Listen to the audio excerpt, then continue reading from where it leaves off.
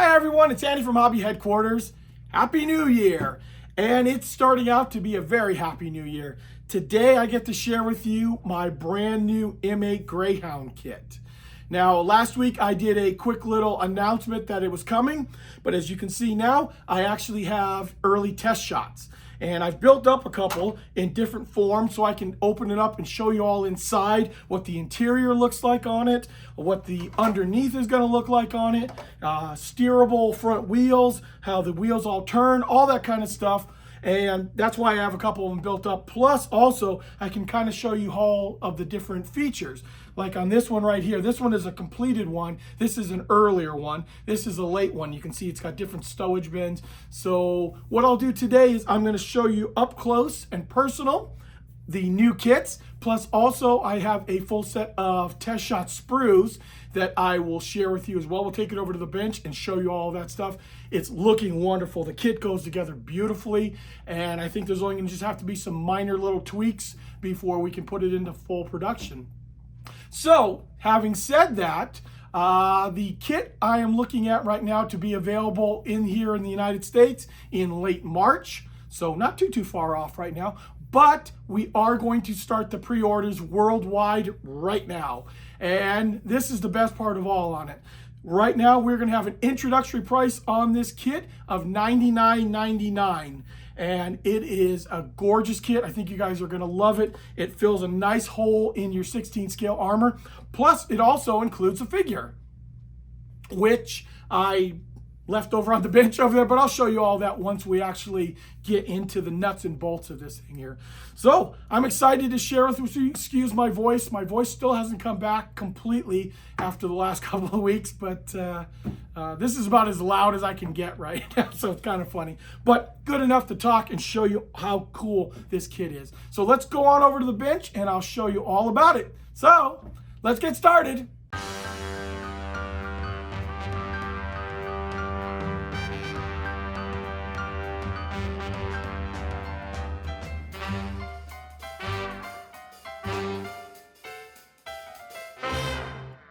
Okay guys, here we are. Here is the very first test shot build of my brand new 16 scale Andy's Hobby Headquarters M8 Greyhound. And the way this one is built up, this is a complete build right here. This one is built up as a M8 early. And that is signified by the fact that there is no stowage bin right here. There are the landmines on the side here, and it's actually on the other side as well. And then there are a few other little things in the turret and the rear fenders, but we'll talk about all that as we go through it. As you can also see here too, we've got the figure set up in the front. He is done up with binoculars, and the artist who does all my box art, Jason, he did this figure as well, did all the sculpting on it. This is actually a pretty cool figure right here. Will fit inside the turret, will fit on the outside. We wanted him, obviously make him a full body figure because you're gonna be able to see everything inside because there is a interior. Now there is no engine in this kit, but all the interior in the fighting compartment, the driver's compartment, all of that is built up and shown. And because of that, you can see right here, this particular version, we've got it with all of the front hatches open. So you can really see inside there, see where the driver's compartment would be. With the radios are actually a little bit further back inside, but the radios are also inside of there. Now with that too, let me move the figure out of the way here. There's a bunch of other things. Obviously we got to have a 50 cal. It's an American piece in World War II, so has the 50 cal on top.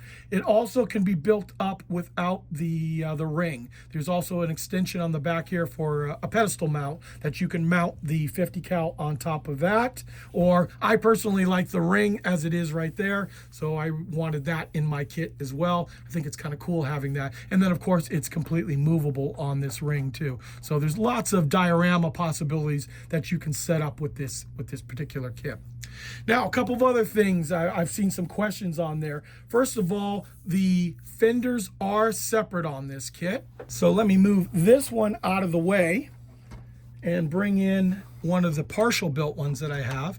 I only partially built it because I wanted to be able to take it apart and show you fully inside what the fighting compartment looks like, everything else onto this. So this is just sitting up on top here, but You can also see how that the fenders are removable if you do decide you want to leave the fenders off.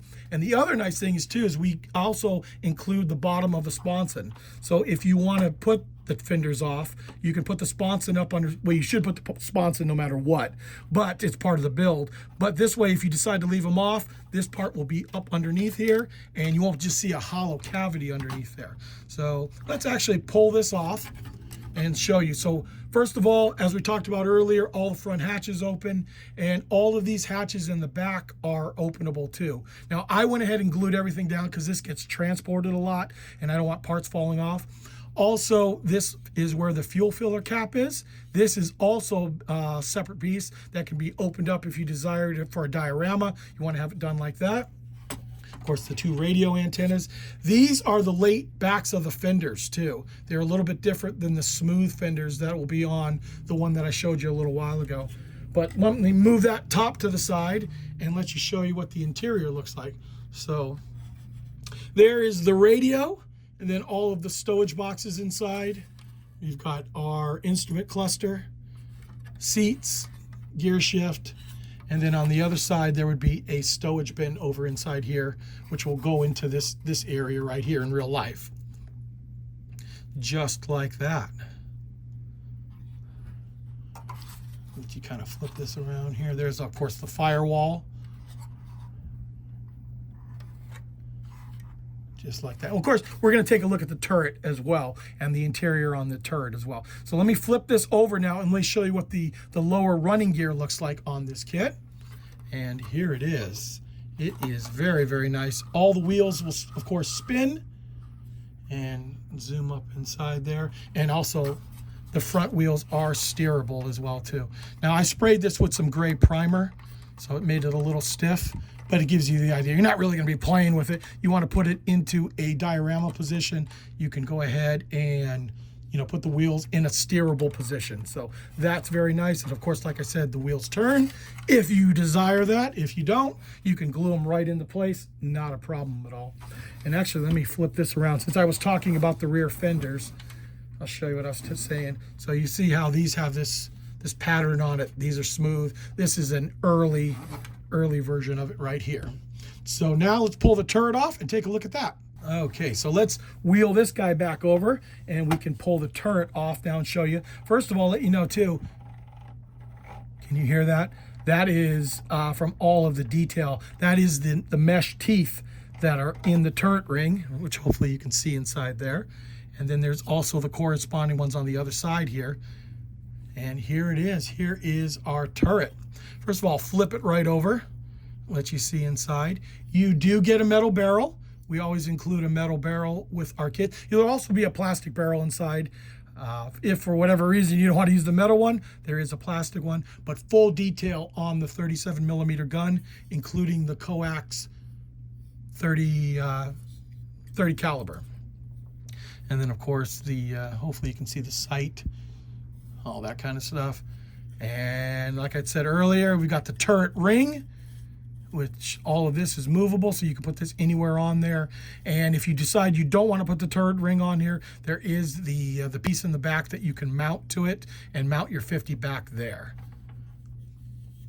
Now, there are 2 different fronts because the front of this turret is different from the early to the late. So this is an early. It's kind of hard to show you. It's some minor differences, but we do include both pieces for the turret, that if you want to make an early or late, you have that option inside here. Yep, and there it is. And it'll just fit right inside there again. Kind of let you look around here.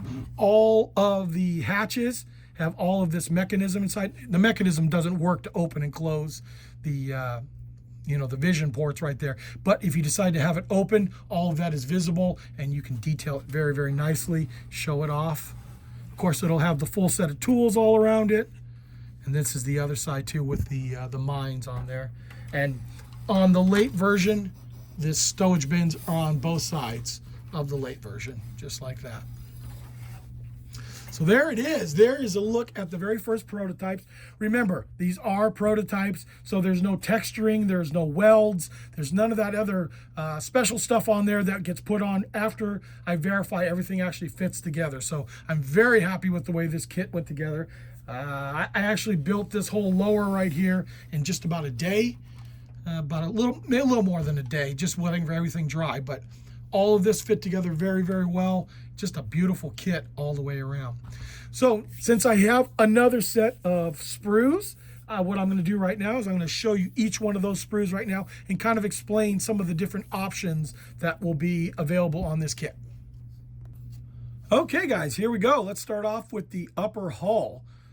Remember, once again, early prototypes, still have some minor changes coming and a little bit more detail added on here, but you get the idea. So you can see all of this area is open up front here. And of course, like I said earlier too, the engine compartment is openable as well. And then there is that fuel filler cap that if you decide you want to do it in some type of diorama, you can have that swung open as well. So not a heck of a lot to look at on this, but you get the idea on it. Next up, we have one of the Sprws that has all of the grab handles. All of those are separate little pieces. Actually, I should say tie downs, not grab handles. Those are the tie downs. So if you want to put aftermarket stuff on the turret or the rest of the body or strap things down, that's all that extra detail. Of course, also there is the 37mm shells. See right there. Slide molding for like the light and a few other little pieces. So this particular sprue, you are going to get 2 of this particular one. And I'm just grabbing the sprues kind of randomly out of the case. This is our 50 cal sprue, which you know I like to include a 50 cal in anything I do American. Slide molding on the barrel as well as the sleeve for the 50 cal. A very nice looking gun right here. Next up, we have our sides of the hull, and then those are the sponsons I told you about up underneath here. That if you should put them in no matter what, but if you decide to take your fenders off, you have the ability to do that, and it doesn't look weird or anything. So that's the back side of it. Actually, I'm sorry, that was the front side of it right there. The other side here is the back. And then this is how part of the fender starts to set up. Now, if you take the fenders off, you're going to have to remove these hinges right here and probably just drill out 3 little holes in each one of them. That's how the fenders are actually attached to it, but the hinge had to be actually molded into place right there. But it's an option if you do decide you want to take the fenders off. So there is our sides. And since we're talking about fenders, here they are. Here are the side fenders. Also has the radio on this sprue, the rear of the hull, and then some of the pieces here. This is like the bracing that goes, this is where the front hatches are, and then of course the 2 front fenders as well. And these are the back of the stowage bin. So this goes on no matter what side you're going to do, or what option, excuse me, either early or late. So more of the side. Then we have our floor here. That is the bottom. This is what the inside of it will look like right here. So there's like the little bulge of where the engine would be underneath, but you really can't see any of that anyway. But there you go, that's your floor.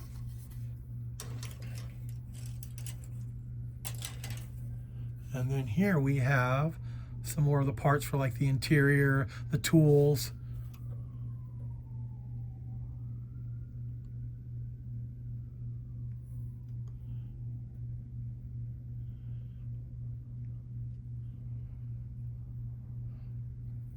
Just like that. Next up, I have the wheels and tires for the kit. So the center hub is separate on this, but the rest of the wheel is attached to the tire. And as you can see, this will make a lot of people happy. They are plastic. So because of the tread pattern on this particular tire, it's easy to make in plastic. So that's what we went ahead and did. And they're done up in plastic wheels and tires. Now we're going to pull this sprue out. You get two of this particular sprue. This is all of the differentials, and you can see there's a couple of them because you get two sprues, and parts of the wheels, the leaf springs, and all of the shocks and some of the other stuff inside there. So, and when I said about early test shot, see how there are no numbers or letters anywhere on the sprue. So I've been working on building up the samples. Obviously I have instructions, but there are no numbers or letters, so finding everything takes a little bit longer to find the part, because all you have is just a picture of it, and you got to go find on all the sprues, but not too difficult. So here is parts with the differential and the shocks. Like I said, you get two sprues of that in the kit. Okay, next up we have this sprue right here. This is got the firewall in it. It's also got the hatches for the engine, and also all of these hatches and superstructure up here for the drivers and radio operators. I guess he's not really a radio operator if he's up in that part, but the co-driver, we'll call him, on the vehicle. This will kind of give you an idea of how the kit goes together. There we go. And now we're going to get to the turret. So the turret, like I told you earlier, we have a late and an early. So this is your generic part of the turret. This is the rear portion of it right here. And this is universal. The difference comes with these two right here. So this sprue right here is your late sprue. So everything on this sprue makes it into a late version. So the fenders change out. The outside stowage bins are now visible. And there's also a stowage box on the front. And the mantlet and the front of the turret are slightly different. Not a huge amount, but they're different enough that if you want to do it properly, we're giving you the two different ones. And hopefully you can kind of even see just on the mantlet, there's like an extra bolt here. This one does not have it. So this is the late one, and this is the early one right here. So more options right here. In fact, I was talking to the designers and engineers. This whole kit was designed and engineered here in the United States. They've been using actual real M8s from around the country, like at Fort Benning and a few other places that they were using for to make the CAD work for us. So they were explaining to me all of the different options that can be done on this kit. Minor ones, but stuff to make it from a late to an early and then properly done so. And also we have here our sprue for the gun. Remember, there is a metal barrel in here, but we also include a hollowed out plastic barrel too. And these are all the parts that make that up.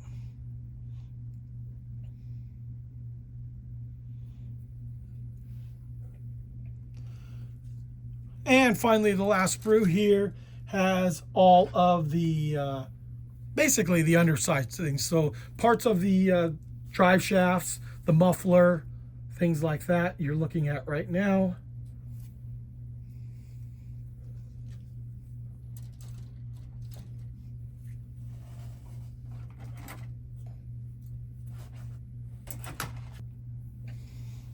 One other sprue we have here is this has the parts for the interior of the gun. So we have our 30 cal right here. It has been slide molded, so the fluting is going all the way around. This is part of that other stand in the back, and other parts like that for the 30 cal. There is going to be clear parts inside, as you can see right here. And the figure, like I was telling you about. So you got a slide molded helmet, parts of the torso are slide molded. There's a close-up, let me do this, of the guy's face. I'm liking it because it's going to be mostly covered up by the binoculars.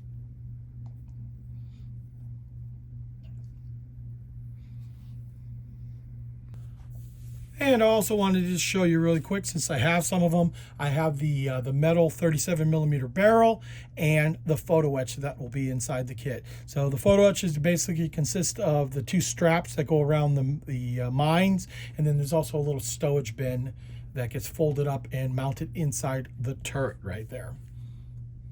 Okay, let's give you a quick little 360 of the vehicle as well.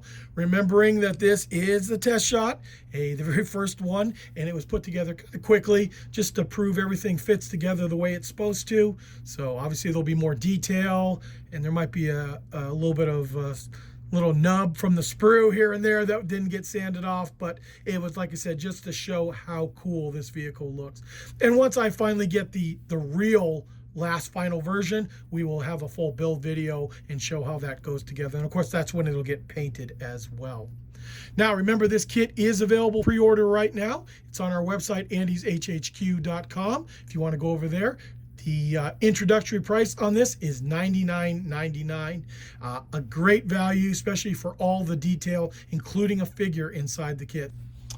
And also what I thought I would do is show it to you next to something that you might already have to give you a size comparison. So here we have the 16 scale Jeep, and obviously the M8 is larger because it's a bigger scout car, but it's not huge. It's obviously a lot smaller than what a tank would be, and the diorama possibilities are just incredible with this, especially when you think about all the stuff you can add to the side, the stowage, boxes, figures, and you can put it on a fairly small vignette.